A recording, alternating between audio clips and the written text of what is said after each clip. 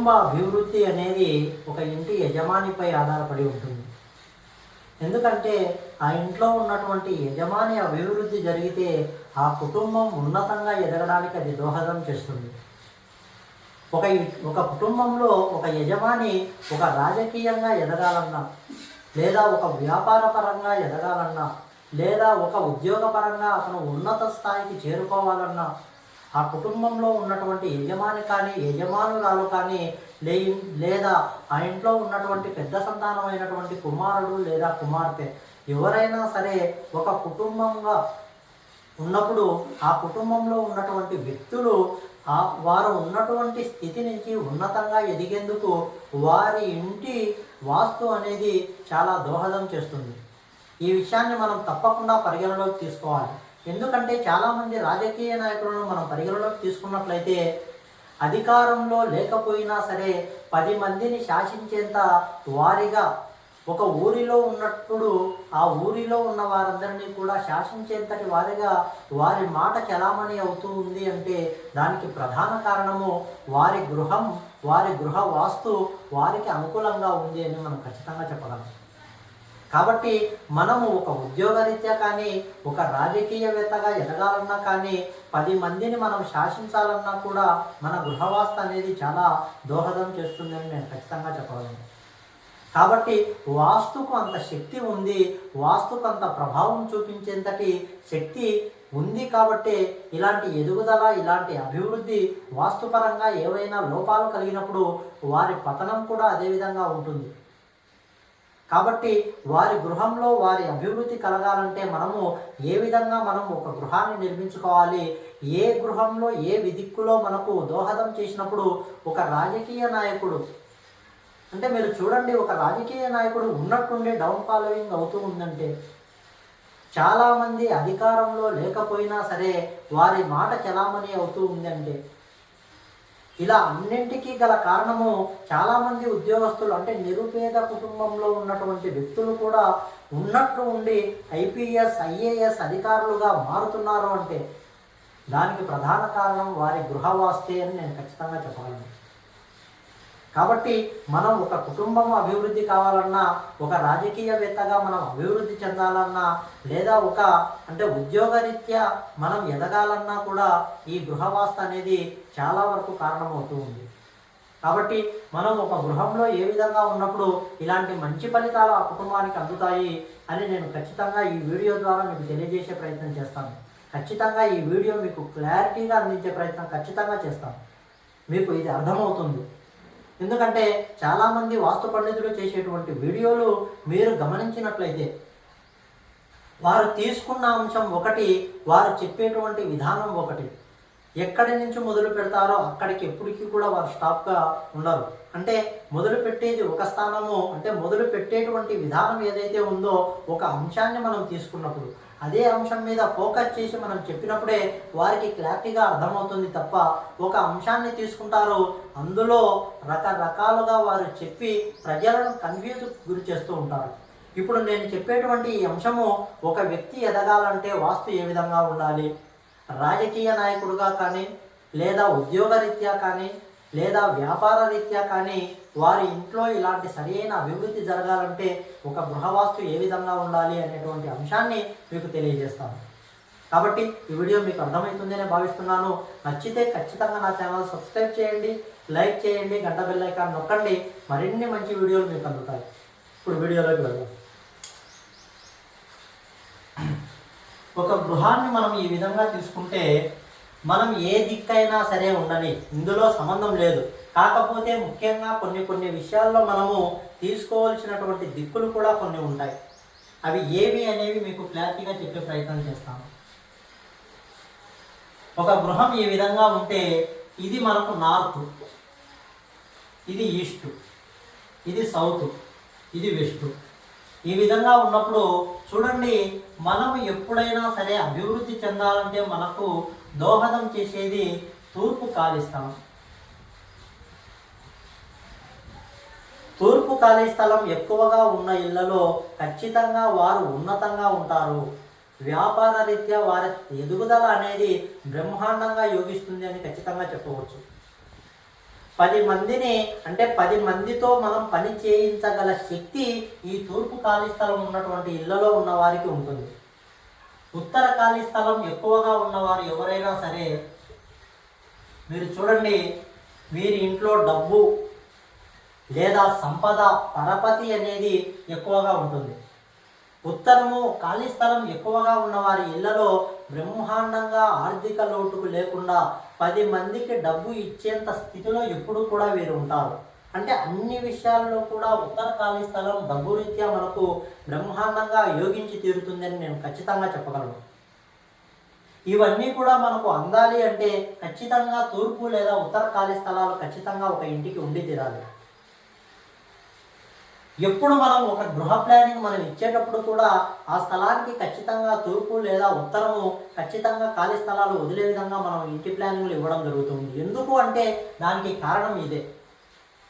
మీరు చూడండి, దక్షిణం వైపు ఇల్లు గలవారు ఎవరైనా సరే మీరు చూడండి, తూర్పు వైపు తూర్పు ఈశాన్యంలో కానీ, ఉత్తరం వైపు ఉత్తర ఈశాన్యంలో కానీ, దక్షిణం వైపు దక్షిణ ఆగ్నేయంలో మనం ప్రధాన ద్వారాలు ఇవ్వవలసి ఉంటుంది. దక్షిణం వైపు ఎవరైనా సరే గృహ నిర్మాణం చేసుకున్న వారు మీరు చాలా జాగ్రత్తగా గమనించండి. ఆ ఇంటి లోపల ఐఏఎస్ ఐపీఎస్ లాంటి అధికారులు ఖచ్చితంగా ఈ ఇంటి లోపల పుడతారు. వారి ఇంట్లో ఉన్నటువంటి పిల్లల చదువు విషయాల్లో మంచి స్థాయికి, ఒక మంచి పొజిషన్కు వారు గవర్నమెంటు జాబులలో చేరడానికి కానీ లేదా ప్రైవేటు జాబులు చేసినా సరే ఉన్నతంగా మరింత ఉన్నత స్థాయికి ఎదగడానికి కానీ ఇలా దక్షిణం వైపు ఇల్లు ఉన్న వారికి ఖచ్చితంగా దోహదం చేస్తాయి. పడమర వైపు ఇల్లు ఉన్నవారు ఎవరైనా సరే పడమర వాయువ్యంలో అంటే ప్రధాన ద్వారం ఇచ్చినప్పుడు పడమర మనకు రాజకీయ పరంగా బ్రహ్మాండంగా యోగిస్తుంది. మంచి మంచి రాజకీయ నాయకులు, మంచి మంచి రాజకీయ వేత్తలు, 10 మందిలో పలుకుబడి గల వ్యక్తులు, తమ మాటే శాసనంగా 10 మందికి పంచేటువంటి వ్యక్తులు ఎవరైతే ఉంటారో పడమర ముఖద్వారం గల ఇళ్లలో ఎక్కువగా ఉండడం జరుగుతుంది. ఈ విషయాన్ని మనం పుస్తకాల ద్వారా చదివి మాత్రమే చెప్పడం కాదు.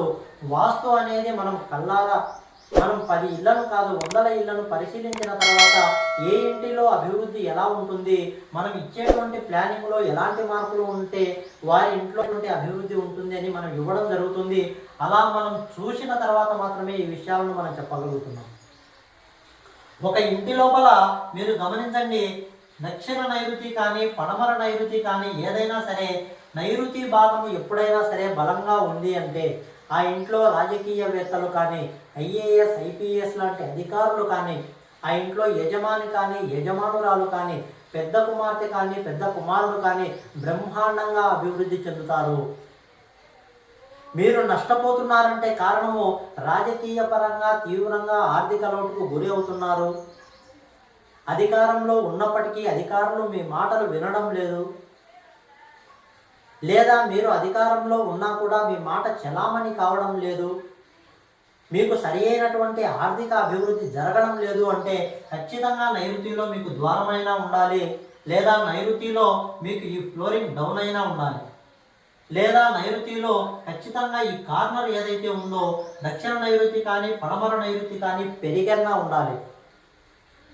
ఇలాంటి లోపాలు ఉన్నప్పుడు మాత్రమే మీరు అనుకున్నంత స్థాయికి మీరు ఎదగలేరు. ఖచ్చితంగా రాజకీయంగానే కాదు, ఉద్యోగరీత్యా మీరు పై స్థాయికి వెళ్ళాలి అంటే ఒక ఆఫీస్లో మీరు చూడండి, ఒక ఆఫీస్లో మీరు మీ మాట 10 మంది వర్కర్లు వినడం లేదు అంటే, లేదా మీ మాట చలామణి కావడం లేదు అంటే ఆ ఇంట్లో ఉన్నటువంటి నైరుతి దోషాలే ఖచ్చితంగా కారణం దోహదం చేస్తాయి. మిమ్మల్ని ఎదగనీయవు ఇలాంటి దోషాలు, మిమ్మల్ని ఆర్థికంగా నష్టపరుస్తాయి ఇలాంటి నైరుతి దోషాలు. ఈ విషయాన్ని మీరు చాలా క్లారిటీగా గమనించండి, మీరు గుర్తుంచుకోండి ఖచ్చితంగా. మీ ఇంట్లో నైరుతిలో ద్వారం, మాస్టర్ బెడ్రూమ్ నైరుతిలో ద్వారం ఉందా? నైరుతి కార్నర్లో మీరు చూడండి, ఈ నైరుతి కార్నర్లో గుంతలు ఏమైనా ఉన్నాయా? దక్షిణ నైరుతి కానీ పడమర నైరుతి కానీ గుంతలు ఏమైనా ఉన్నాయా? నైరుతి పెంపు దోషాలు అనేవి ఏమైనా మీ ఇంట్లో ఉన్నాయా? నైరుతి పల్లంగా మీ ఇంట్లో మారిందా? ఇలా చాలా వరకు మనం నైరుతిలో దోషాలను మనము రెక్టిఫై చేయగలుగుతున్నాం. ఎందుకంటే మనం చేసినటువంటి ఇళ్లలో ఇలాంటి సమస్యలు ఉన్నటువంటి ఇళ్లలో మనం వెళ్ళి చూసినప్పుడు ఇలాంటి దోషాలు మన కంటికి కనపడినప్పుడు ఈ నైరుతికి సంబంధించినటువంటి సమస్యలు వారి ఇళ్లలో కనబడుతూ ఉన్నాయి. మనం వెళ్ళి వాటిని తీసివేసిన తర్వాత, వాటిని మనం ఆ ప్రాబ్లమ్స్ సాల్వ్ చేసిన తర్వాత వారి అభివృద్ధి బ్రహ్మాండంగా యోగిస్తూ ఉంది. ఒక ఇంటి వాస్తు చూడడం అనేది ఆషామాషి విషయం కానే కాదు. ఎందుకంటే ఒక గృహంలో మనం వాస్తు చూసేటప్పుడు ఎన్ని విధాలుగా అయినా సరే మనం ఆలోచన చేయవలసి ఉంటుంది. పడమర దక్షిణ ఖాళీ స్థలాలు ఏమైనా పెంచారా,